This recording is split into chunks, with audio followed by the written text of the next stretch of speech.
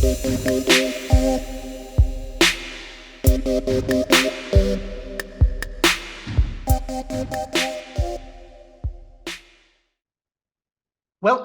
to this Asia Global podcast, brought to you by the Asia Global Institute at the University of Hong Kong. I'm your host, Alejandro Reyes, the Institute's Director of Knowledge Dissemination. In our programs here in Hong Kong and online, and in the content that we produce, we focus on presenting Asian perspectives on global issues. Subscribe to Asia Global Online, the digital journal of the Asia Global Institute, by going to the Asia Global Online website or the Asia Global Institute website. And follow the Asia Global Institute on social media, Facebook, LinkedIn, Twitter, and YouTube. In this podcast episode, we are focusing on China-US relations.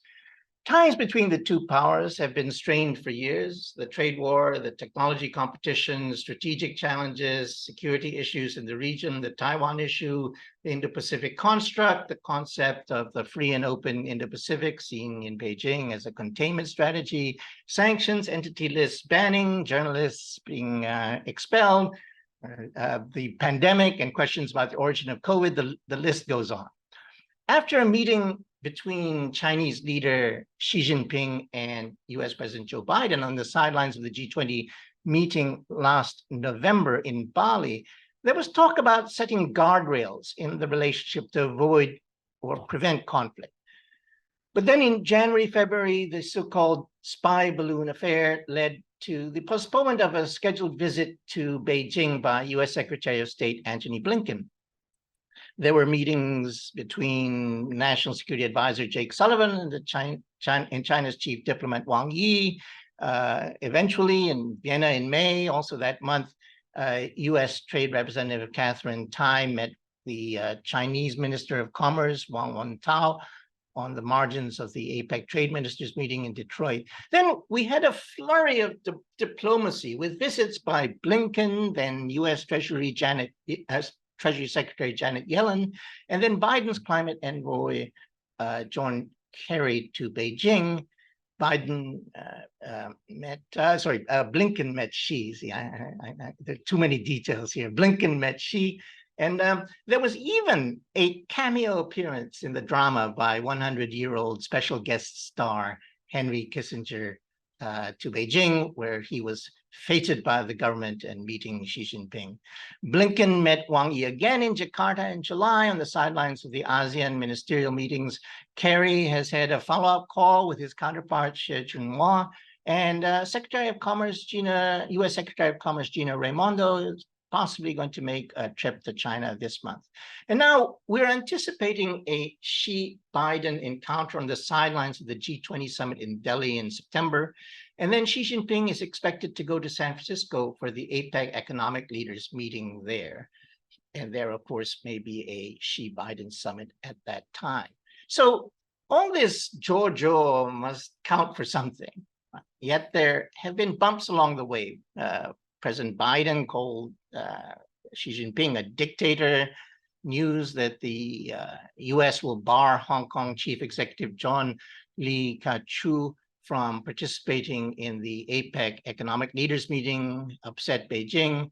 U.S. Defense Secretary Lloyd Austin sought a meeting with counterpart Li Shangfu on the sidelines of the Shangri-La dialogue in Singapore, but that was refused, it seems, because the U.S. has maintained sanctions on Li. It was interesting that Kissinger's first major meeting in Beijing with a Chinese official was with Minister Li. So this is really a very good time to consider what is going on in the China-US relationship. The simple question is, have we turned a corner on the relationship given this flurry of diplomacy, especially given the possibility of two Xi-Biden meetings on the horizon? But of course, really, there's no telling what might happen, especially with Congress, perhaps, U.S. Congress perhaps seeking to upset the apple cart, such as, Kevin McCarthy's meeting with Taiwan's leader, Tsai Ing-wen, or of course, when then Speaker of the House, Nancy Pelosi, visited Taiwan. So for our discussion today in this podcast, we're joined by by two Young China Watchers. Young China Watchers, YCW, is a dynamic group of China-focused young professionals.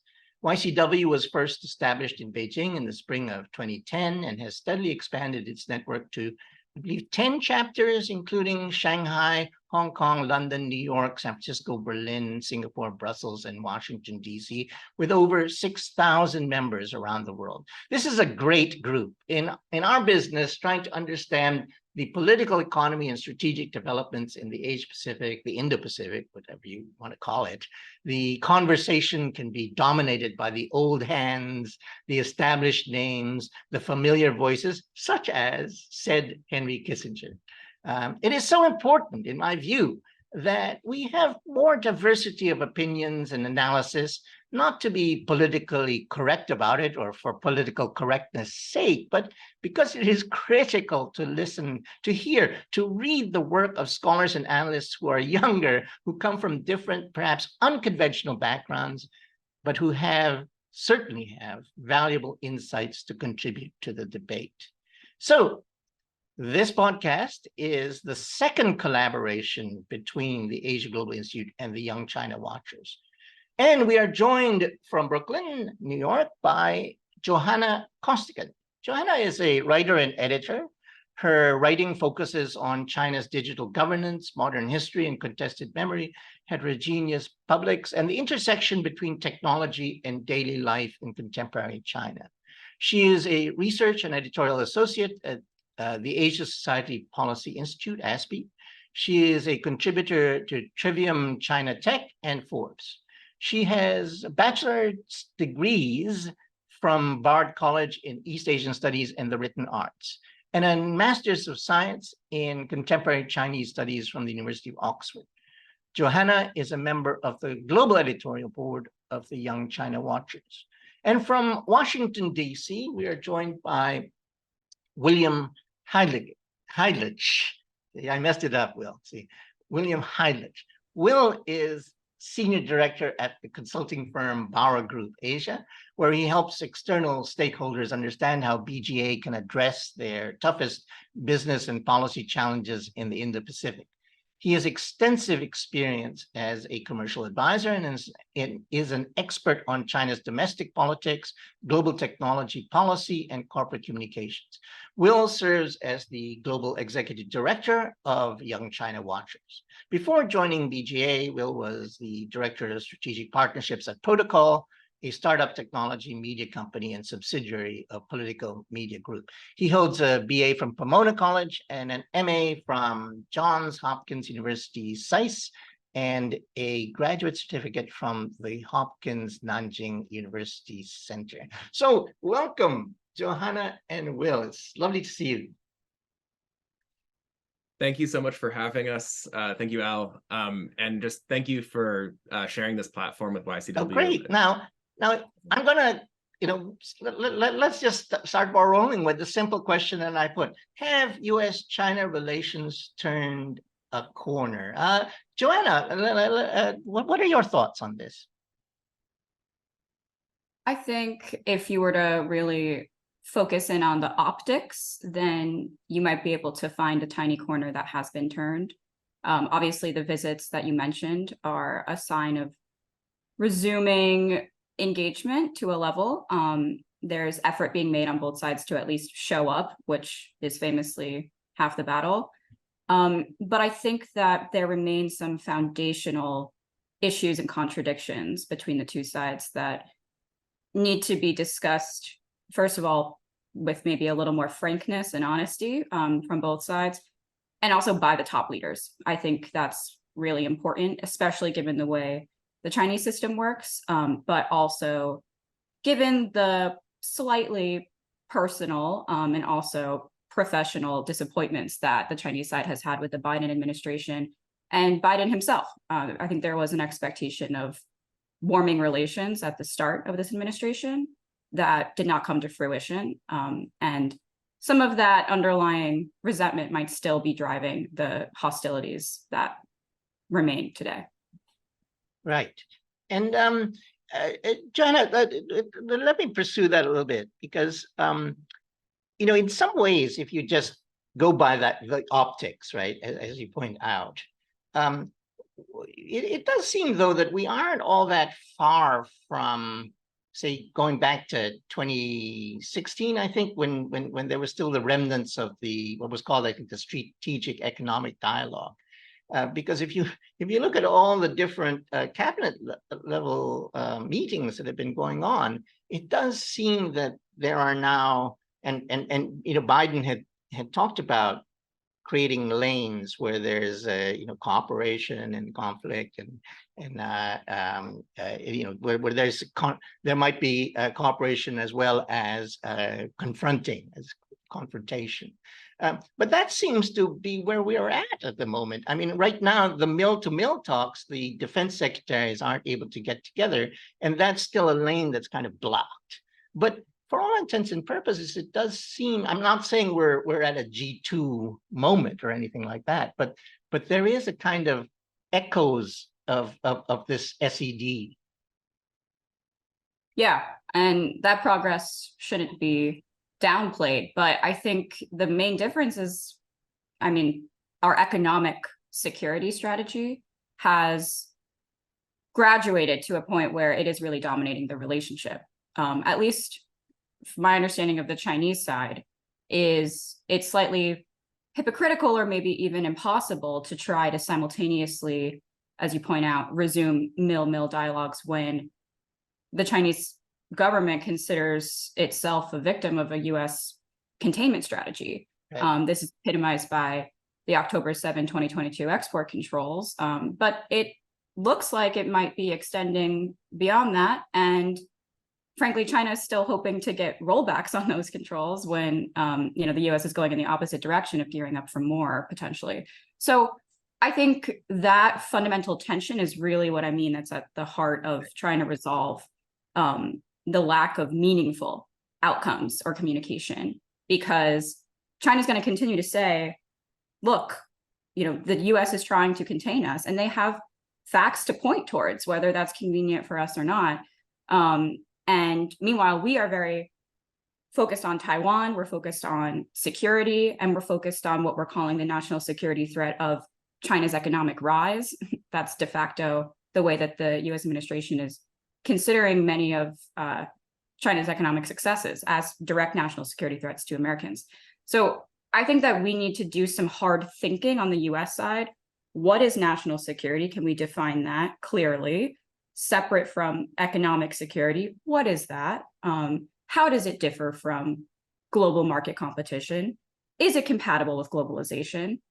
Can China be part of global systems? If it can't, does every other country that is in a liberal democracy and capitalist society also need to be removed, or only China because it's our top competitor?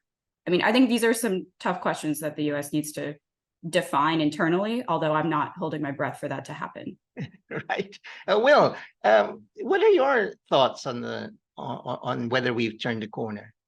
To echo a number of points Johanna made, and I'll start with just the kind of the rundown of those bilateral meetings with cabinet level officials. I think the perfect motif for optimism is the literal rainbow that appeared over Beijing as Secretary Yellen landed, and there's a great picture of her pointing at it and smiling. And so I think that there's this steady drumbeat of bilateral engagement leading up to perhaps to G20, but also perhaps Xi Jinping's first visit to the United States in November for APEC.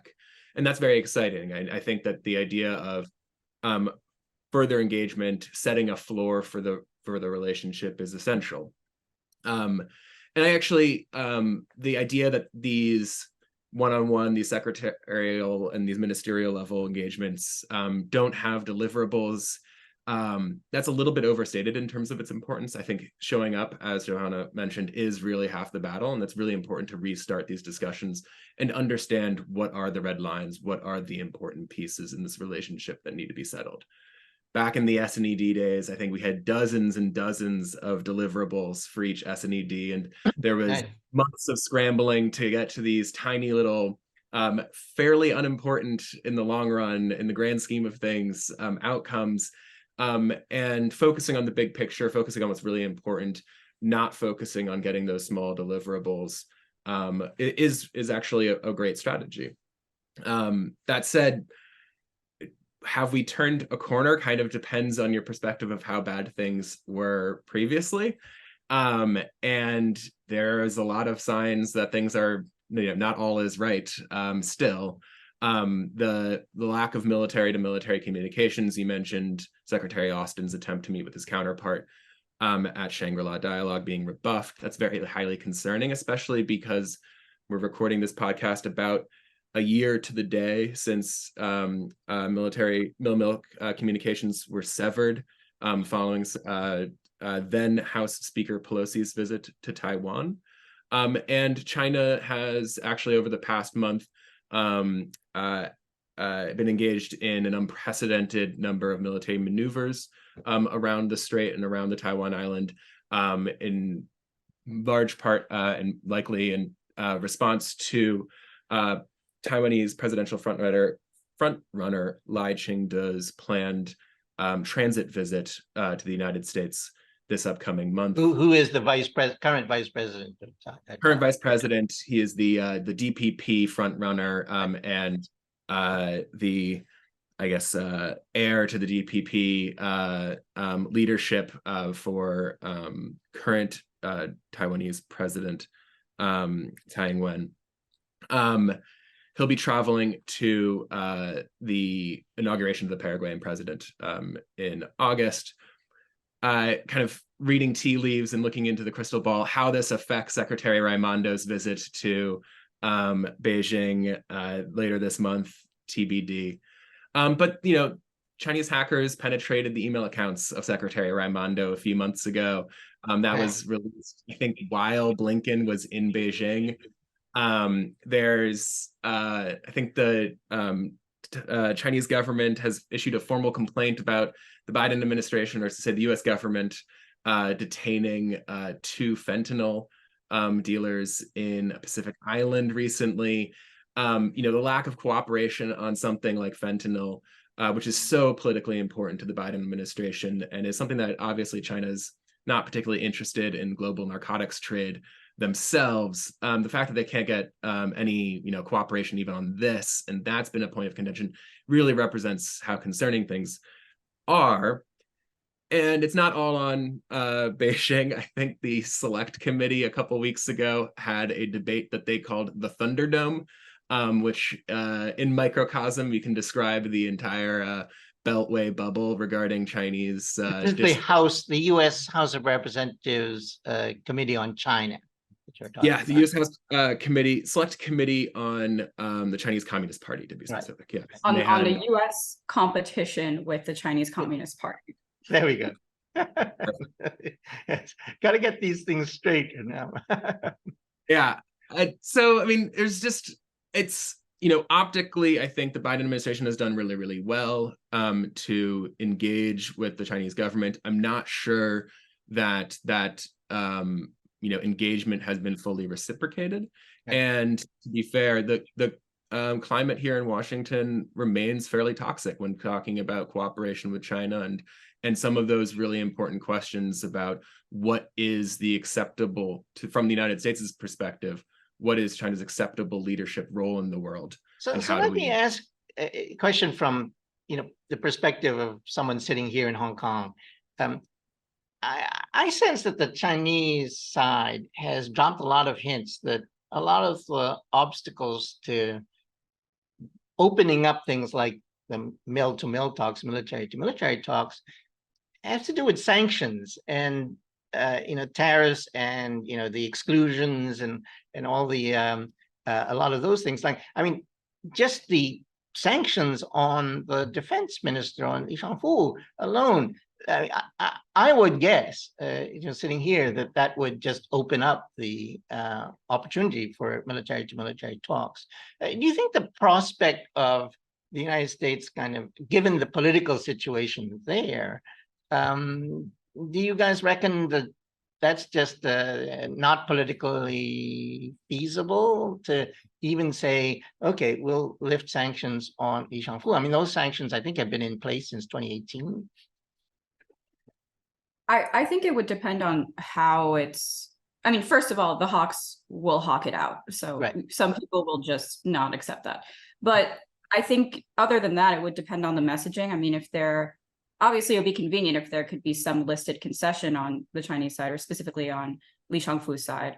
But if not, I mean, I think maybe if it was presented as, listen, we're prioritizing mill-to-mill communications over our personal grievances with Li Shangfu, then maybe that could work. Or potentially setting up lower level dialogues, under him and with the counterparts under him, that would maybe be something leading up to that. But yeah, I mean, I think it's about what we prioritize. Right. Right. Yeah.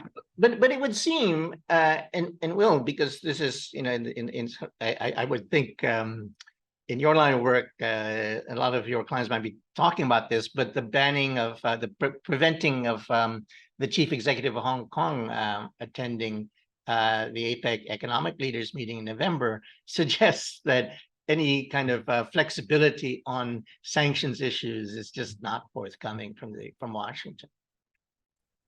Certainly, I think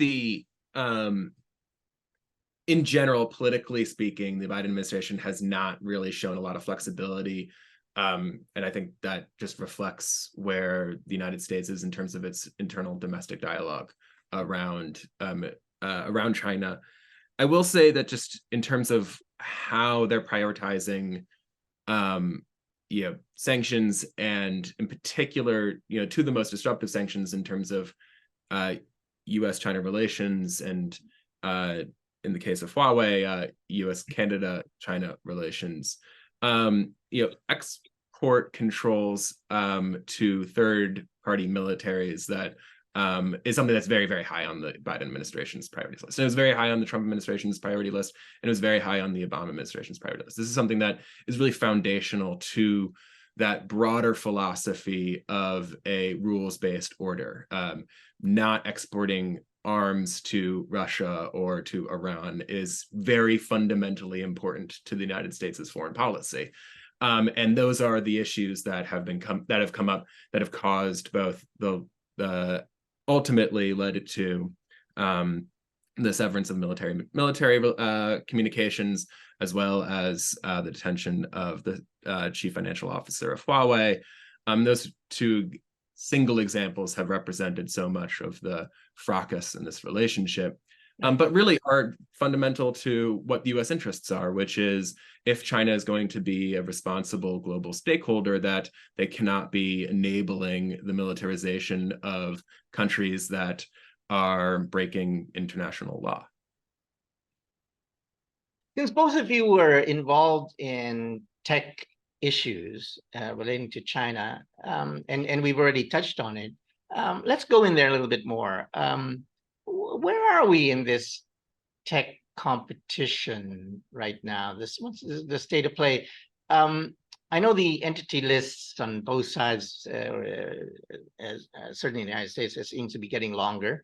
Let me just again propose a point of view from this part of the world. Is, there are those who argue that, at least with China, the surest way to get China to achieve a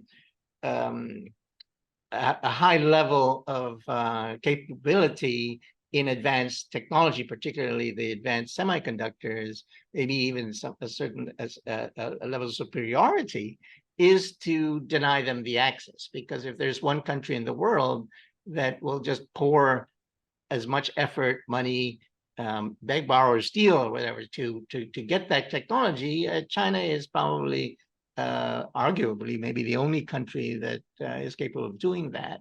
That instead of, that maybe there's a better way of trying to find common ground on technological development rather than this decoupling strategy, if you will. What are your thoughts, Johanna? Yeah, I mean, I think there could easily be a grain of truth to that, but what I see as slightly flawed in relational arguments that have to do with the way the US treats China, then informing China's strategy, is China has had a indigenous innovation strategy that far predates the export controls. Semiconductors were always going to be a huge part of China's development and innovative energy at this time, regardless of whether the US had restricted their access to chips. I think what we need to understand is we just have so many sources on the way that the Chinese government thinks and has thought about these key strategic technologies that we don't really have to guess the degree to which they are reacting to what we're doing. Of course, there are reactions, right? Of course, the way that we treat China has ramifications for China's domestic thinking and internationally. But it reminds me of when we say, oh, China may or may not invade Taiwan because it wants access to TSMC and their advanced chips. I mean, China's been thinking about Taiwan before anybody was worried about a semiconductor. I just think that we do need to not necessarily endorse, but understand and accept the reality of the way Chinese leaders think strategically. And, you know, unfortunately, it's not all about us. It's not all about America. And that might complicate the picture a little bit, and it makes it slightly more long-term, right? Because China's choices are not necessarily as tit for tat as ours, frankly, appear to be. That does not mean that China doesn't clap back when they can. It doesn't mean that they don't react in the moment and have to make changes based on the way that we have decided to approach the economic relationship and the technological competition. But I do think that that framing slightly undermines the priorities that have been in the Xi Jinping administration since he came to power. Right. Will? Yeah, I think also, you know, the United States, you know, insofar as we are in a global competition, zero sum or not, between two great powers or just regular powers, you know, the United States is and should be, from my perspective, humble as it is, the supremely confident that the US system can outcompete the Chinese system of this industrial policy led. I think, you know, there's a lot of that has been said, to Johanna's point, about 5-year plans, laying out a state-led investment strategy into the domestic ecosystem of technology, especially for semiconductors. And this has been going back at least till 2015, probably stretching well before then as well, in addition. But, you know, the United States has a long tradition of innovation and is investing in its own ecosystem as well. But at the end of the day, whatever competition has, it's going to be in this space of innovative technology. It's going to be in this space of partners and allies. And the, you know, the topic for discussion today was how we turned a corner leading into the G20 meeting in India. And I think that's like a really perfect encapsulation of these two fields of where this competition is occurring. And what is really important for Beijing and Washington from a leadership perspective is to, in the next few meetings, more clearly delineate where is the competition occurring and where is either decoupling or fencing off going to be happening. Because the United States, I think it's in their interests and it's in Beijing's interest to compete where they can, and to have a really, really good understanding of where that's not going to be acceptable from either party's perspective. And I think the United States is going to need partnership with countries like India in order to realize its own semiconductor ambitions, AI, quantum, dual-use technology, these things that are going to be, that have been a part of the export controls and are going to be covered under the executive order, or were on outbound investment, or were covered under Cornyn's recent bill on outbound investment. So these spaces of competition, semiconductors, AI, quantum, you know, hypersonics, things like that, satellites, really delineating like where is the United States willing to compete with the United States? Where is China willing to compete with the United States on an open field? What is the what are the parameters for that competition?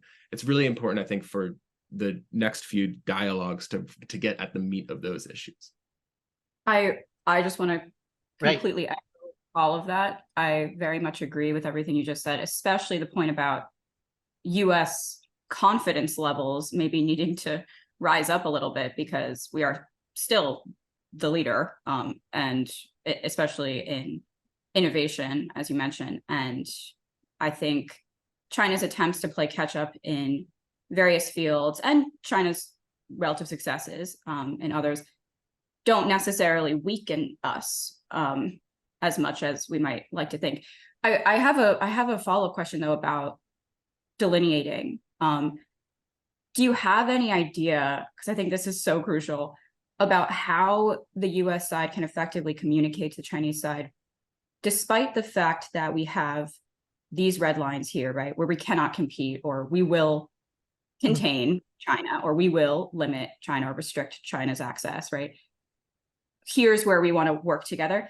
How can we say to the Chinese side, basically, you should take on our approach of thinking with two different heads, right? Of being able to really compartmentalize the relationship, because I don't think Chinese state leaders think like that and can have this kind of, okay, you're containing us over here, but we're competing here and we're buddies and cooperating over here. I think that's harder for them, and it's easier for us, kind of by nature of our systems. So how could we possibly try to get them more on board with that type of framing? The political philosopher in me wants to be glib and talk about Marxist dialectics and Zixiang Maodun in the Chinese political system. I mean, I think it's not foreign. I mean, not to be less glib about it. It's not a foreign concept to the Chinese political state to have, the idea that it's not just black and white, right? This is a pattern throughout Chinese domestic political thought, and I think the idea that that there are specific red lines that the bilateral relationship cannot cross, and beyond those, we are okay having an open competition, is actually an idea in many respects that comes from the Beijing's perspective, speaking specifically to human rights issues with Xinjiang and Tibet, territorial issues in South China Sea and Taiwan, etc. But what if one of those red lines for Beijing that they can't cross is economic containment, right? Because I think, because it's all over the propaganda or state media, or however you want to call it, that containment is well underway. And that is definitely something that I think stokes up a fair bit of nationalism. As in they're victims of this containment, or? Right, exactly, yeah. And so if that's a red line they can't accept, we are not showing any signs of backing up on that. And in fact, there was reporting this week that we're considering potentially having export controls on legacy chips, because we're worried about China ramping up production of these older chips since we restricted their access to advanced ones. So how do we handle that? I think the administration is fully on board with it. I suspect the administration is fully on board with this and can't say so for political reasons. Right. China is now with Taiwan first in line, because the United Kingdom was just succeeded into the CPTPP, which was initially conceived as the Trans-Pacific Partnership. And I think in some respects, from Beijing's perspective, reflects the first volley of American containment strategy in the modern, epoch. And yet the United States has pulled out of this agreement, and China is now first in line to join. And this idea that there is a US rules-based order for regional integration and trade, that China has a very solid claim to join, to become a part of, and to become a leader within, should signal to Beijing that this system that the United States envisions is actually one that China can work with and work within. The counterpart to that is it's a negotiation, and the United States needs to be present in these, not just the CPTPP, but all of the fora that the United States is using in order to, from Beijing's perspective, perhaps contain, but from the United States' perspective, create this regional rules-based order. So things like the Quad, the United States needs to be needs to invest more into that.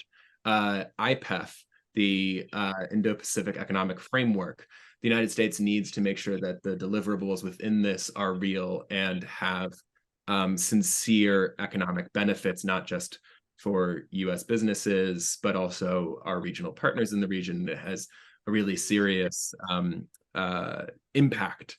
And then bilateral relationships or our trilateral relationships, AUKUS, our trilateral relationship with Korea and Japan, investing into these fora and ensuring that Beijing understands that the United States is present, is negotiating, and that there is a ability for China to engage sincerely in the long run if those rules are respected, as outlined in the CPTPP and China's membership ambitions reflect. So I think that's it won't happen, and obviously it hasn't happened yet. Beijing definitely just sees this as a giant containment strategy. But I think the idea is that if the United States continues to show up in all of these arenas in the region and across the world, like the G20, like the G7, like APEC, that not only will they have more opportunities to engage in a constructivist sense one-on-one with Chinese leadership, but actually to engender a belief that China has a role to play in this system. Yeah. And I think that maybe takes us to domestic politics in the US, because if Trump is the nominee and if he wins, then I think all of that engagement you just listed, which is so crucial, becomes a giant question mark for us and for the rest of the world. So that's a whole kind of worms question to point to raise, right? Because I think a little parlor game over here is people are starting to wonder whether the Chinese would prefer to have Donald Trump back in the White House or would prefer to have Biden. I don't know. I mean, my own feeling is that the Chinese would prefer, Beijing would prefer to have the predictability of Biden rather than the volatility, unpredictability of Trump, because both have been pretty tough. That said, a predictable, a non-volatile, a sensible, tough president is tough for them. So, and may in fact be tougher than than a second Trump 2.0. I mean, Trump would more than likely be willing to throw Taiwan under the bus, say, if it suited him, right? What are your thoughts? I mean, I don't want to dwell too much on Donald Trump at all, but do you think that there's a preference in Beijing at this point? I think your point about predictability is really important. I mean, at least with Biden, there are strategy documents to study that have maybe a bit more of a shelf life, have a little more thought put into them. But at the end of the day, I think the Chinese, especially now after the last couple administrations, fully appreciate the embedded tumultuousness of the US democracy in all of its beauty and all of its chaos, and probably understand that to a degree there will be surprises no matter what. I think the Biden administration has committed to this cooperation, competition, what's it, the confrontation? Confrontation, yeah. The 3 C's.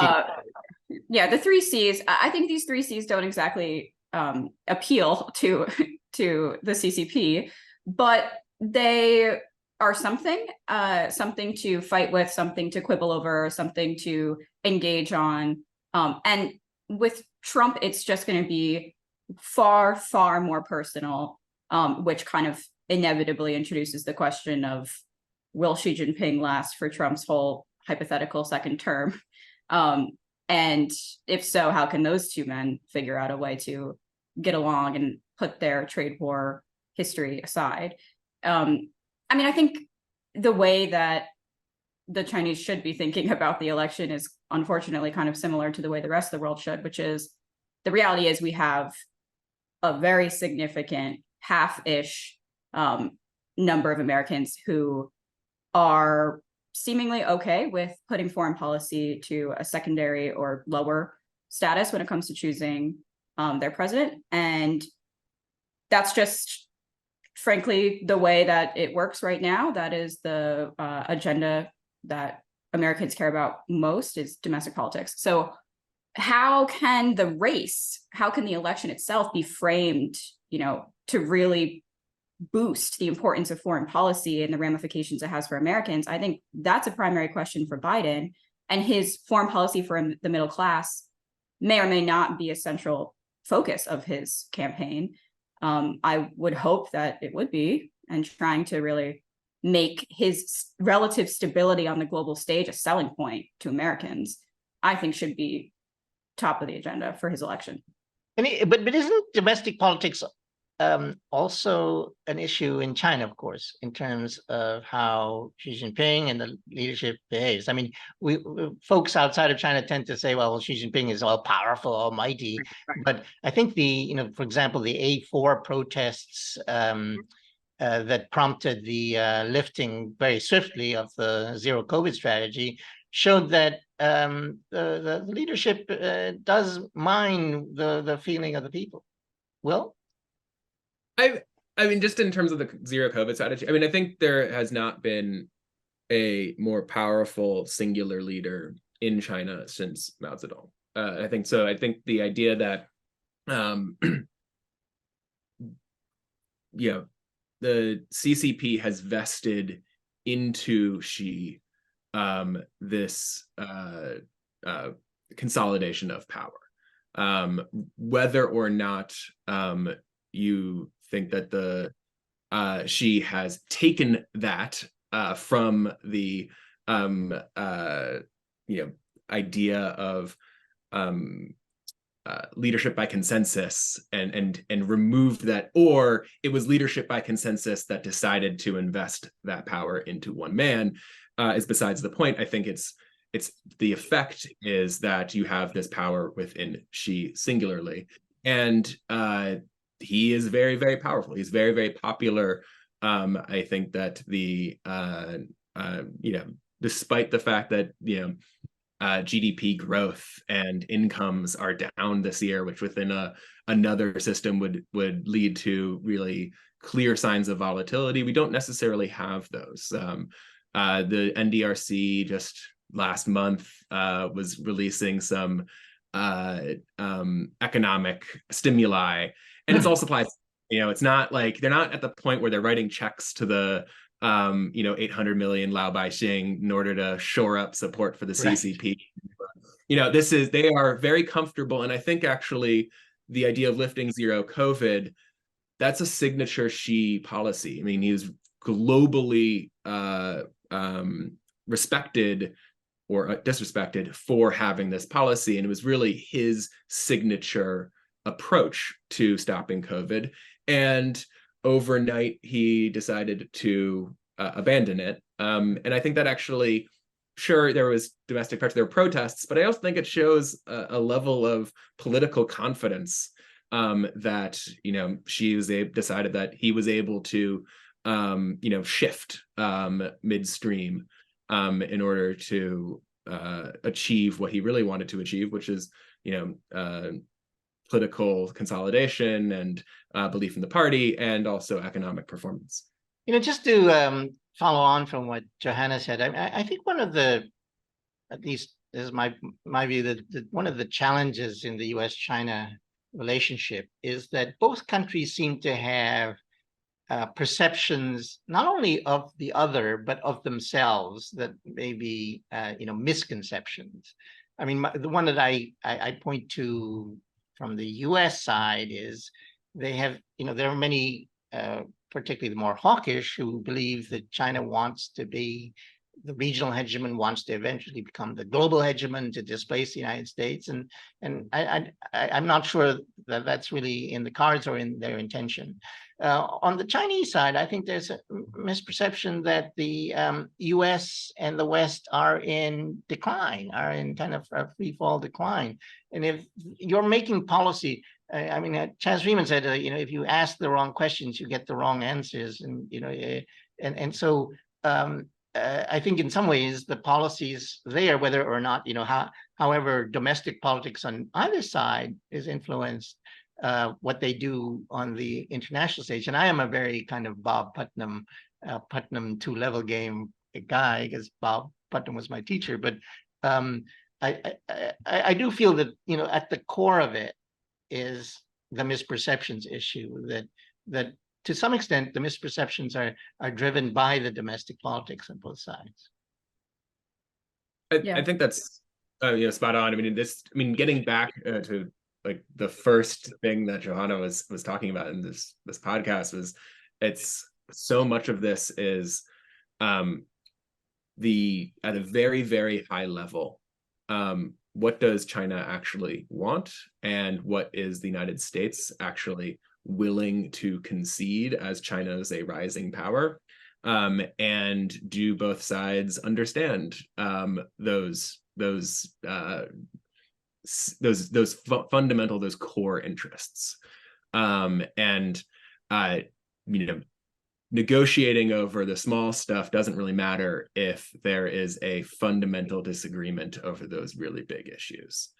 Yeah. Go ahead.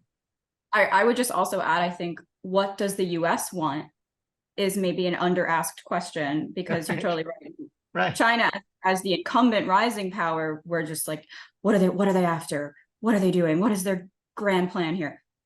What is our grand plan? Is our grand plan to be the policeman and principal of the entire world forever, indefinitely, no pauses? Is that the plan? Is it the plan to be that great world leader at least for every 4 years, so that every president can claim that he maintained it? I mean, what is our real objective here? If China's better than us at making EVs, is that a national security threat for Americans? I think that's a legitimate question to ask, because at this point, it feels like every success China has economically or technologically can easily be framed as a national or economic security threat to American humans. And I don't necessarily feel that, as somebody who lives in the US and is American. I don't feel that stressed out about certain gains that China might be making industrially. I do want to go back to a little bit about the election, because there's this notion that the Trump administration is very unpredictable and the Biden administration is much more predictable. And I kind of want to push back on that paradigm, just because I think that to those questions, the Trump administration as a kind of, I would critique as a navel-gazing nationalist administration, is much more predictable, actually, in terms that it is less interested in engaging globally in global affairs. It is much more interested in focusing on domestic national economic development. And it really does see China, perhaps if in a strategic sense, paradoxically, as a fundamental threat to Americans' way of life. I mean, the rhetoric, I think, is pretty consistent. And if you would look at Trump administration policy towards China, things like taking tariffs, applying tariffs to goods that China exports, but also our closest allies export, and applying them across the board, makes a lot more sense if you think of, any harm that we can do to China is worth it because we have to cut them down at their knees.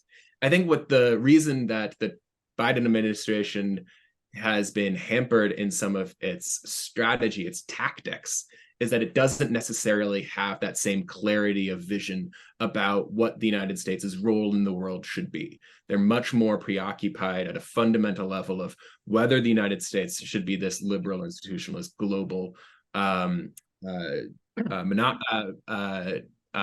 on power, or whether it should share that with not just its partners and allies, but also with countries that at an ideological level it doesn't necessarily agree with. And then what is the relationship between the United States' foreign policy and domestic policy? Those are much bigger questions they haven't really answered. And that's because I think 60 to 70% of Americans don't really have a good answer. But the Trump administration and those 30% of Americans have a really crystal clear view of what the role of the United States is in the world, and then how China fits into that future. And in that sense, I think actually the Trump administration is quite predictable. Absolutely. Now, go ahead, Johanna. I would just add to that by saying, I mean, I think that the delineation process that you were talking about fully encapsulates that. I think if you were to look at the spring speeches given by Janet Yellen and Jake Sullivan, it's, we want to do this, but we also want to do this. It's pushing forward and then taking back. And if you're China, you're reading this like, okay, TLDR, what do you want? And if you looked at a Matt Pottinger speech, I think you would get a very clear answer. So yeah. I fully agree with that. Yeah. I think one of the additional, I guess, problematic framing, I put it that way, is, you know, the whole authoritarian versus democracy kind of battle of the 21st century that the Biden administration kind of likes to use. And, you know, it just doesn't work really, because, I mean, if you just think about Janet Yellen being in Vietnam just recently and really laying it on thick with the friendship, I mean, one wonders, because if you're thinking about a lot of the risks present in China, well, there are a lot of similar risks present in Vietnam in terms of the geopolitics of it. Yeah, I think that our summits for democracies that the Biden administration has been putting on, and this framework, authoritarian versus democratic states, I mean, it's going to make us a little bit lonely, because if you look at the world in terms of strong, stable democracies, it is not very many, and population-wise, it is very significantly in the minority. So I think that we need to figure out a better framing than you're either a flawless democracy, or you're working on becoming that and you're willing to have us guide and help you and influence you, or you can't sit with us. We don't want to talk to you. Especially because I think China believes that it is a democratic society. I mean, that regardless, I mean, obviously I think that's pretty ridiculous, but certainly, you know, in terms of communist ideology, they believe that this is something that the government of China is more representative of the interests of the people than not. And looking at the way that the rhetoric of the Biden administration towards this, you know, black and white dichotomy is, you know, not particularly conducive when framed in this zero-sum great power competition. And I think continually emphasizing that this is an aspiration, not just for China, but also for all of the partners and allies that the United States works with, is so important. And being really candid about that is essential, because it's also true and patently true, like evidently true, that the United States counts among its partners and allies non-democracies, transitional democracies, and that soft authoritarians like Singapore, and authoritarians that respect the international rules-based order or don't all the time, and that we don't all the time, I would just say, and we don't all the time. Just to say nothing of the United States' own record on foreign policy. You know, being candid and being frank about that, I think, is a very good. So, yeah, I'm mindful of the time, but since both of you, you know, work with Will, I think you're in consulting. You're working with business clients, and Johanna, you write in business publications. One of the words of the moment these days is de-risking, and of course, this is kind of seen by some as like a more polite way of saying decoupling, right? And indeed, the G7 meeting in Hiroshima was essentially all about sort of de-risking, and how, well, what does it actually mean in the sense of what are we talking about in terms of de-risking? Now, I have two phones for my sins. I have two Apple iPhone 14s. One is my Hong Kong phone and one is my US phone. And my Hong Kong phone is an Apple made in China, well, assembled in China, designed in Cupertino, right? And then my my newer US phone is designed in Cupertino, but assembled in India. So therein lies right in my hands the a kind of example of de-risking happening right there. Is that what it's all about? Just the supply chain management? Or is there something else that we have to think about in terms of, when we talk about de-risking in the way that the US and its partners and its like-minded are talking about it? Johanna?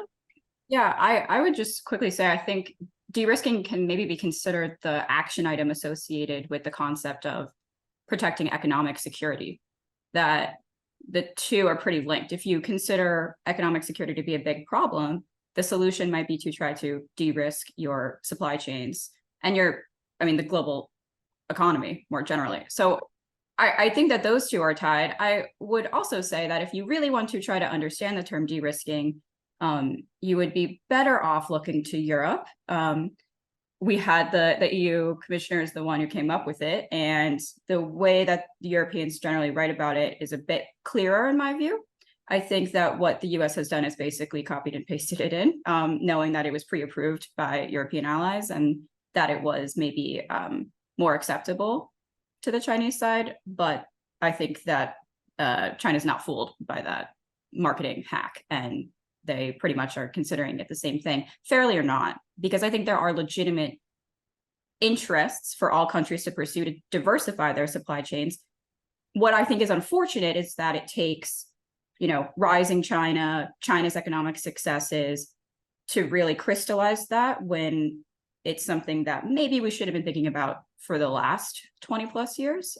Maybe it didn't have to all kind of happen at once. Right. But now it's trendy, and now I think we're going to see the way that the US and Europe maybe differ in their approach to enacting that. And then that links into Europe's attempt to create that another catchphrase now, strategic autonomy, right? Or, yeah. The kind of thing. Will? I would just say, the international business community has been thinking about that broader spectrum of de-risking for a very long time. This is the China plus strategizing, right? China plus one strategy, the China plus strategy. So I think the idea, and then going into COVID, what we see is just a really, really obvious need for supply chain resiliency so that the societies around Asia, societies around the world can continue to operate in the event of some global, external crisis that occurs and interrupts supply chains that run through a singular economy or run through a singular transit point.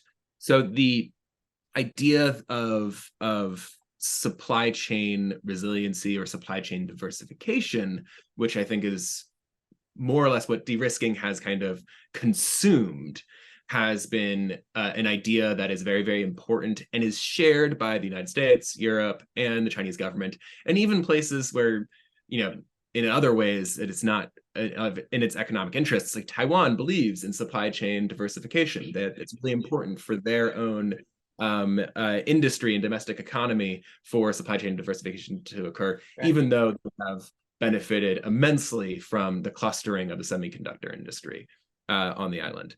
So I think the idea that there is a sincere need for supply chain diversity is something that is well recognized by all parties. And when you talk about de-risking, I think that in terms of government to government relations, this is one of the real failures of the Biden administration and Beijing at this moment, which is taking these really, really important, what are the delineations, the really big questions of where are the red lines in the relationship, and forcing multinational companies between the United States and China, including SOEs, including big American companies in this space, and making them define the terms. And then once those terms are defined, then going out and punishing them for transgressions that are ill-defined.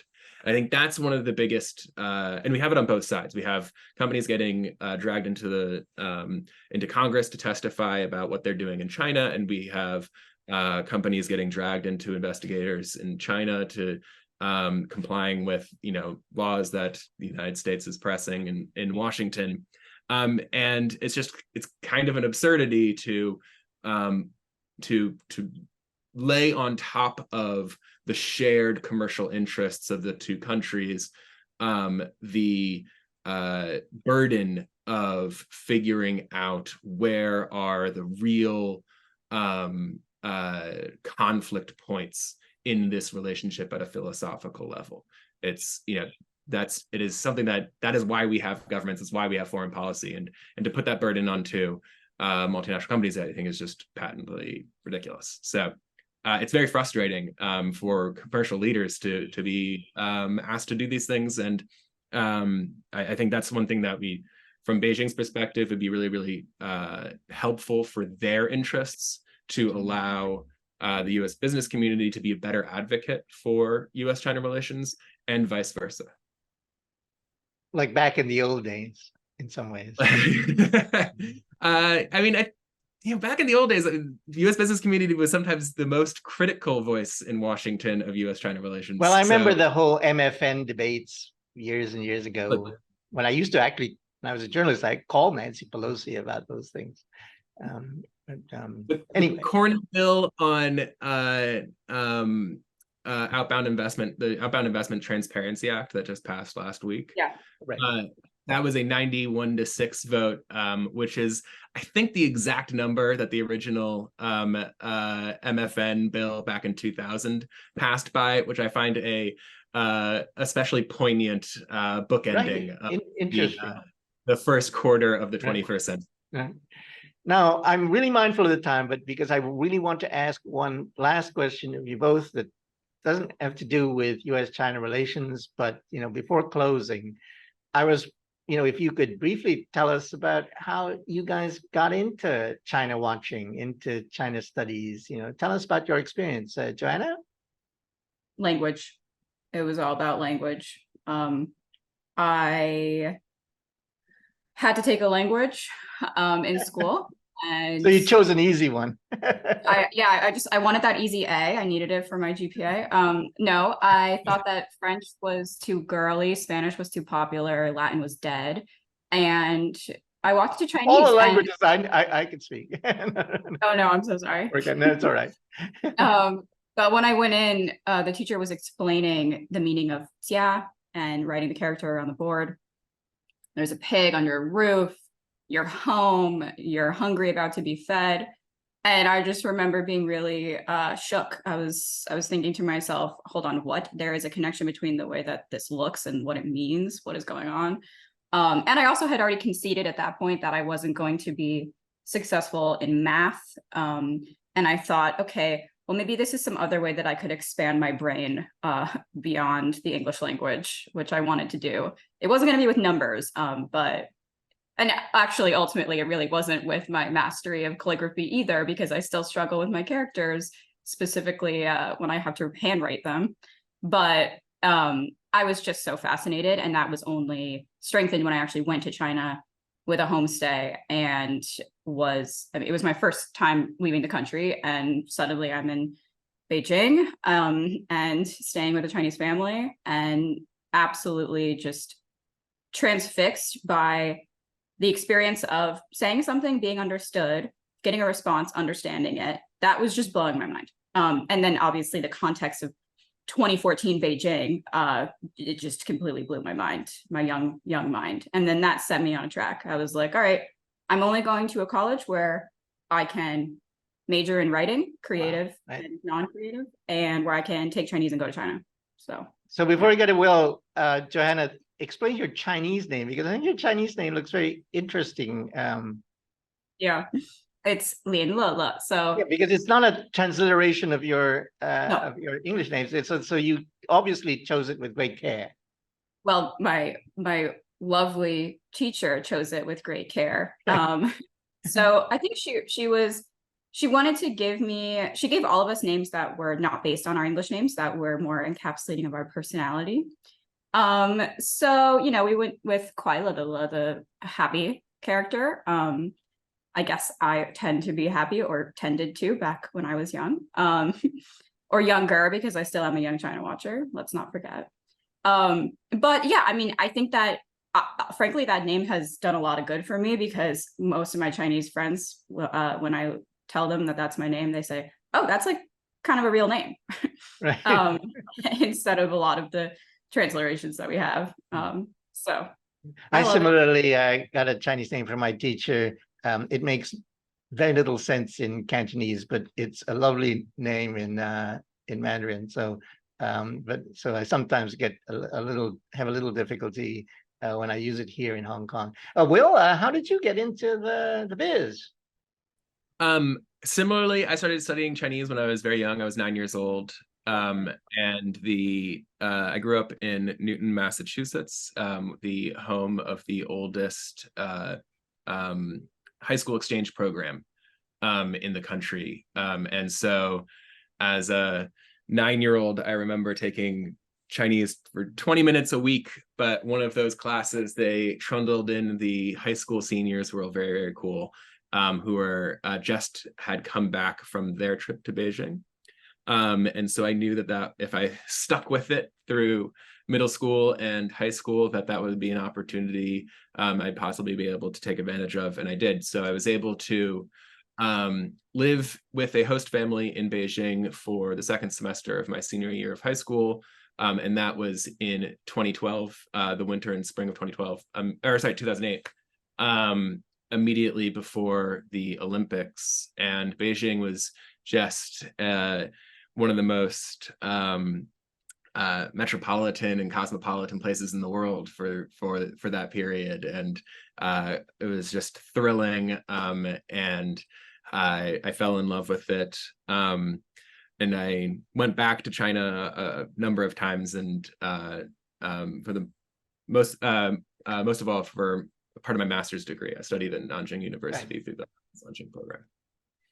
Well, thank you guys, because we've gone way long, and I really appreciate your sharing your thoughts and insights on this very important topic and all the many important issues within it. I really appreciate it. I like to think of myself as a young at heart China watcher, but there we go. I'm a wannabe.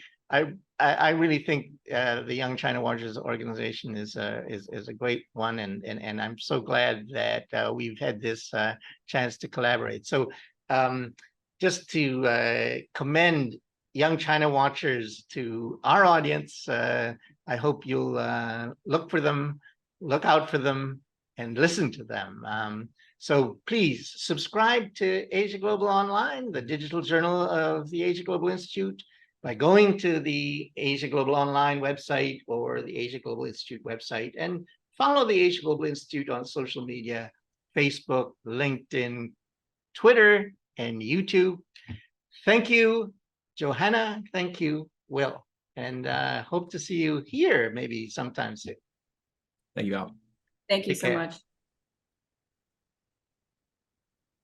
Thanks, guys. That Thank was you. brilliant. I enjoyed it. I hope you did too. It was a lot of fun. I really appreciate it. And by the way, just really, we have open membership for YCW, and Young at Heart is our only